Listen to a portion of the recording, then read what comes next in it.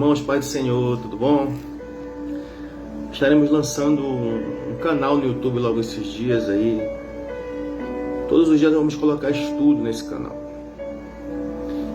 E Deus tem colocado no nosso coração algumas palavras e a gente vai compartilhar com nossos amigos, com as pessoas que admiram, as pessoas que têm um apreço pelo nosso ministério. E Deus colocou uma palavra no meu coração esse dia. Lá em Gálatas, capítulo 2, a partir do versículo 11. Quando, porém, Pedro foi para Antioquia, me opus a ele face a face, porque ele era reprovável. Porque antes de chegarem alguns da parte de Tiago, ele comia com gentios. Mas quando aqueles vieram, ele se retirou, se separou-se deles, temendo o que eram da circuncisão. Os demais judeus se afastaram com ele, de modo que mesmo Barnabé foi levado por eles a essa dissimulação. Mas quando vi que eles não andavam corretamente segundo a verdade do Evangelho, eu disse a Pedro diante de todos eles: se tu, sendo judeu, vive como os gentios e não como os judeus, como obriga os gentios a viverem como os judeus? Nós que somos naturalmente judeus e não pecadores dentre os gentios, sabemos que um homem não é justificado pelas obras da lei, mas pela fé de Jesus Cristo. Nós também cremos em Jesus Cristo para que pudéssemos ser justificados pela fé de Cristo e não pelas obras da lei, porque pelas obras da lei nenhuma carne será justificada. Olha só, quando a gente vai estudar a formação do cânon sagrado, a gente vê que provavelmente o livro de Gálatas é o primeiro livro dentre o Novo Testamento. Aqui em Gálatas, o apóstolo Paulo vai ter um problema com um grupo de mestres chamados judaizantes. Porque o apóstolo Paulo, quando ele chega e ele evangeliza ali aquela igreja, ele prega a verdade, esses judaizantes vão por trás e dizem para os gentios que eles precisavam fazer a circuncisão. O que é a circuncisão? Todo menino judeu, no 8º dia de nascimento, era feita a circuncisão naquele menino. Então, esses judaizantes, eles vão se opor aos ensinos de Paulo. Vai dizer que para os gentios serem salvos, eles tinham que fazer a circuncisão. E o apóstolo Paulo vai ter um grande problema também ali, porque muitos ali, principalmente os judaizantes, vão se opor ao ministério do apóstolo Paulo, porque o apóstolo Paulo não andou com os 12 discípulos ali, quando Jesus estava na terra. E você vê que o apóstolo Paulo, responsável por praticamente mais de 50% do Novo Testamento, ele vai ser questionado no seu ministério.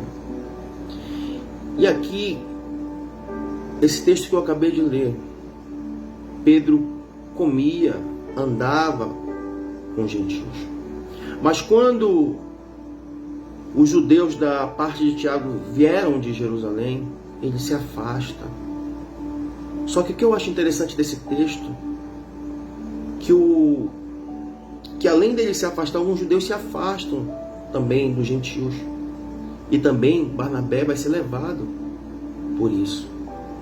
E o apóstolo Paulo, ele vai dizer: isso não é o verdadeiro evangelho. E em alguma reunião aonde Pedro estava, o apóstolo Paulo vai chamar a atenção de Pedro, vai repreender na frente de todos. E sabe o que eu vejo aqui, queridos? O apóstolo Paulo, sabiamente, ele corrige Pedro, ele repreende Pedro, ele chama a atenção de Pedro. E Pedro, não tendo um comportamento como um judeu nato, o texto vai dizer que ele vai cobrar dos gentios que se comportem como judeus. Interessante que ele vai chamar a atenção dos gentios de algo que ele não faz, de algo que ele não pratica. Hoje a gente percebe que o grande erro de muitos líderes hoje é cobrar dos seus liderados algo que eles mesmos não fazem, algo que eles mesmos não praticam. E o texto aqui, o que me chamou muita atenção nesse texto aqui, foi que o apóstolo Paulo, homem muito usado por Deus, homem que chegou no Areópago, debateu com os epicureus, os estoicos, um homem que foi açoitado por causa do evangelho, um homem que sofreu naufrágio, um homem que sofreu, um homem que foi responsável por mais de 50% do Novo Testamento. Ele é questionado. Com a gente não é diferente. Ninguém precisa acreditar no nosso ministério. Ninguém precisa acreditar na nossa chamada. Ninguém precisa acreditar nos nossos sonhos. Então, quando eu li esse texto aqui, Deus falou comigo no meu coração. Porque quando você vai analisar ali a situação do apóstolo Paulo, ele está sendo questionado em Gálatas por não ter andado com Jesus, por não ter tido esse discipulado pessoalmente, mas a Bíblia diz que o evangelho que ele não aprendeu de homem algum, ele aprendeu do próprio Deus. Então um homem que foi chamado pelo próprio Deus, ele é questionado, principalmente pelos judaizantes. Então a gente não precisa que as pessoas acreditem no nosso ministério. Nós não precisamos que as pessoas acreditem na nossa chamada. A gente não precisa que ninguém acredite naquilo que Deus colocou no nosso coração. E a gente vê o problema que ele está passando aqui nessa região.